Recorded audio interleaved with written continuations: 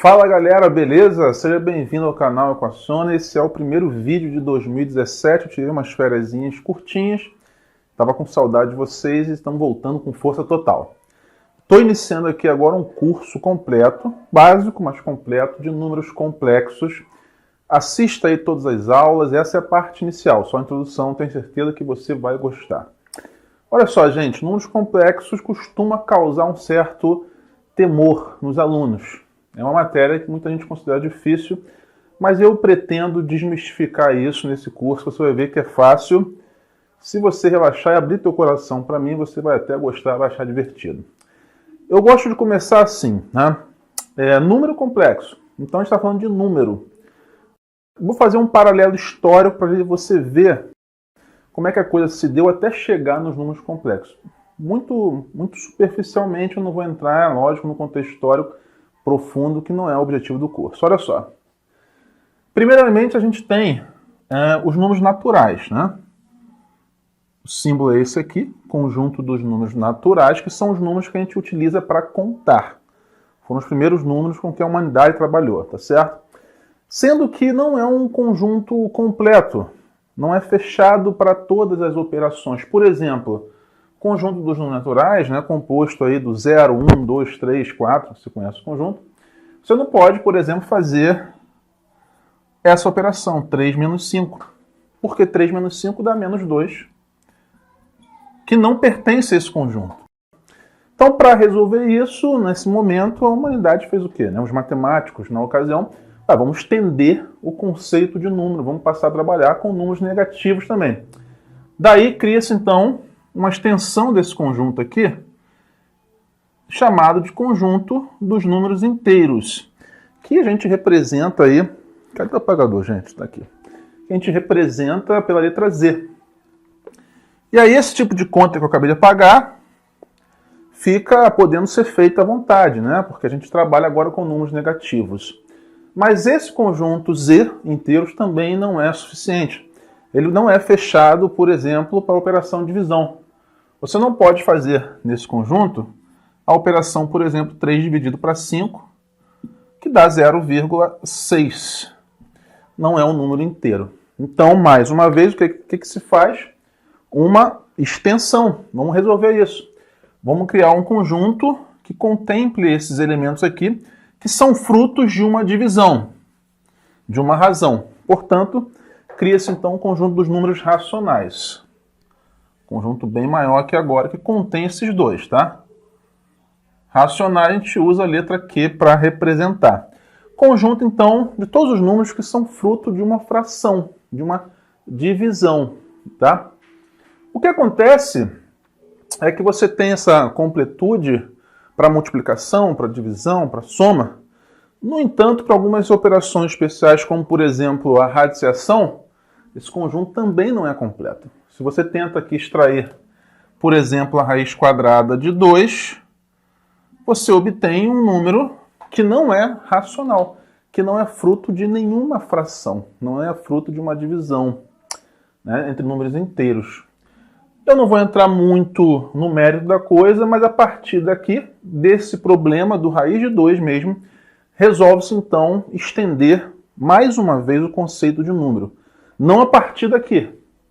Não rola uma extensão a partir daqui, não. Cria-se, na verdade, um novo conjunto, que é o conjunto dos números irracionais, que são os números que não podem ser postos na forma de fração. Tudo por culpa desse carinha aqui. Então, a partir de agora, você tem uma completude. O conjunto dos números irracionais, você pode utilizar a letra I para representar, mas, em geral, a gente usa ou isso aqui, porque eles são complementares a partir do momento que eu vou dizer que esse conjunto todo aqui, esse conjuntão aqui, onde você pega os racionais e os não racionais, os irracionais, é o conjunto dos números reais, tá certo? Há outras formas de representar, mas isso não precisa vir ao caso agora. O que acontece é que mesmo você tendo esse conjunto amplo, que é o conjunto dos números reais, ainda existem operações que você não consegue fazer. Por incrível que pareça. Por exemplo, se você pegar aqui a raiz quadrada do menos 4, você não consegue determinar o número real que seria equivalente a isso. Porque, por exemplo, a raiz quadrada de 4, você sabe que é 2. Por quê? Porque 2 ao quadrado, 2 vezes 2 dá 4. Qual é o número que ao quadrado dá isso aqui? Né? Qual é o número que vezes ele mesmo dá esse aqui? Não tem. Se você pegar o 2, 2 ao quadrado é 4. Ah, mas pega o menos 2.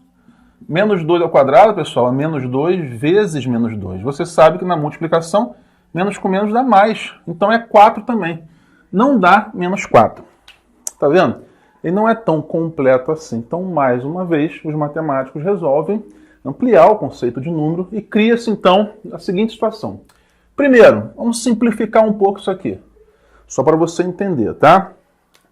Vê se eu posso escrever assim ou não, ó. Menos 4 não seria 4 vezes menos 1? Concorda comigo? Beleza. Propriedade de radiciação, né? Eu posso fazer o que aqui, gente? Eu posso separar isso em duas raízes. A raiz de 4 vezes raiz de menos 1. A raiz de 4 é 2. Então fica 2 vezes a raiz de menos 1. E aí o que acontece?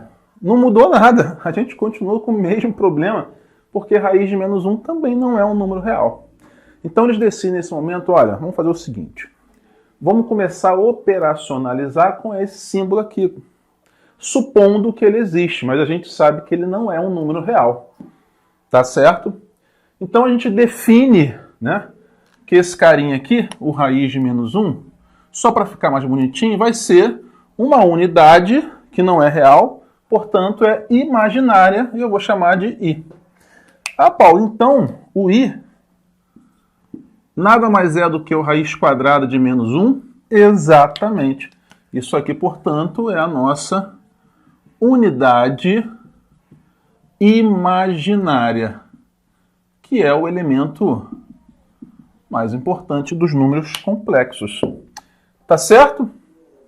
E a partir de agora, o que a gente faz? A gente começa a operacionalizar, considerando que existe esse tal número aí, que não é real e é chamado de número imaginário. Por exemplo, a partir de agora eu posso resolver essa equação. Ó. X ao quadrado mais 4 igual a 0. Antes eu não podia. Quer ver?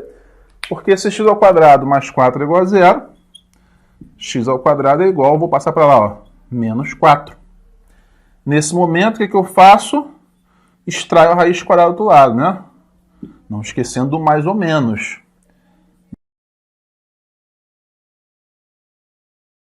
A partir daqui eu ia parar. Se eu estou trabalhando no conjunto dos números reais, olha, não tem solução. Agora tem. Considerando um conjunto maior, onde eu incluo essa unidade imaginária. Como vimos, raiz de menos 4, eu vou chamar de 2 vezes raiz de menos 1, ou, como raiz de menos 1 é i, eu vou chamar de 2i. Então, a minha solução aqui fica mais ou menos 2i. É o valor de x aqui, tá certo? X é igual a 2i ou menos 2i. Beleza?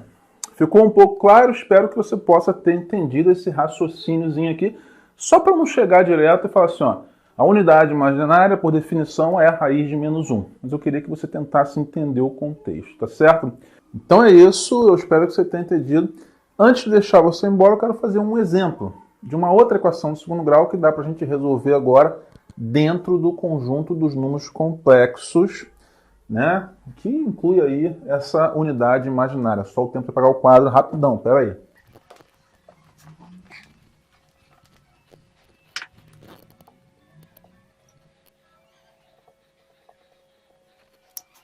Pronto, quadro apagado, pessoal. A gente vai resolver então agora essa equaçãozinha aqui, considerando essa unidade imaginária para a gente ter o desfecho desse primeiro vídeo. É só o primeiro vídeo, tá? Bom, vamos resolver aqui normal, tá? Como a gente sempre resolve equações do segundo grau. Nesse caso aqui eu tenho o determinante, o delta, né? Aqui é 1, né? O b. Então b ao quadrado, 1 ao quadrado, menos 4 vezes o a, que é 1, vezes o c, que também é 1. Estou aplicando aqui a fórmula de Bhaskara, né? O delta, b ao quadrado menos 4ac, que você já conhece. Eu vou ter aqui, então, 1 ao quadrado é 1. 4 vezes 1, 4 vezes 1, continua 4. Delta igual a menos 3. Normalmente, a gente iria parar aqui, ó, não tem solução real. Mas agora a gente tem a liberdade de continuar a resolver essa equação, sem problema. Segunda parte da fórmula, x igual menos o b, né? O b é 1, menos 1, mais ou menos a raiz quadrada de delta, sobre 2 vezes o a. Lembra da forma de Bhaskara, naturalmente, né? 2 vezes 1 é 2. Beleza. Olha, aqui aparece o raiz de menos 3. Aí entra aquela situação. Vou fazer devagarzinho mais uma vez. A raiz de menos 3 é o quê, gente? 3 vezes menos 1. Como está multiplicando, propriedadezinha de radiciação. Posso desmembrar isso aqui em 2 radicais, ó. Raiz de 3 não tem jeito, né? Continua a raiz de 3. Agora, o raiz de menos 1 é a nossa unidade imaginária, o nosso i. Né? Então, isso aqui sendo i, fica bem mais bonitinho. Raiz de 3 vezes i. Ou, quando a gente tem raiz, normalmente a gente bota o i na frente. I vezes a raiz de 3. Beleza? Então, ficou assim, ó. Menos 1, mais ou menos, tira o raiz de menos 3 e coloca i raiz de 3. Sobre 2. Quais são as raízes? Bom, uma raiz, eu vou utilizar o mais aqui, ó. É menos 1, mais i raiz de 3 sobre 2. A outra raiz é com menos. Menos 1, menos i raiz de 3 sobre 2. São as duas raízes. Ficou horroroso, eu admito, mas é a solução complexa, né? Porque a gente vai ver que com o ingresso dessa unidade imaginária, a gente cria o conjunto dos números complexos, que eu vou trabalhar com vocês já já, que é uma extensão dos números reais aí, de certa forma, né? Espero que você tenha gostado. Se isso aconteceu, deixa o teu curtir aqui para mim, se inscreve no canal, comenta com todo mundo aí que está rolando esse curso novo aqui e vá acompanhando as aulas que eu vou começar a postá-las aí aos poucos, beleza? Tchau, tchau, gente. Um abraço.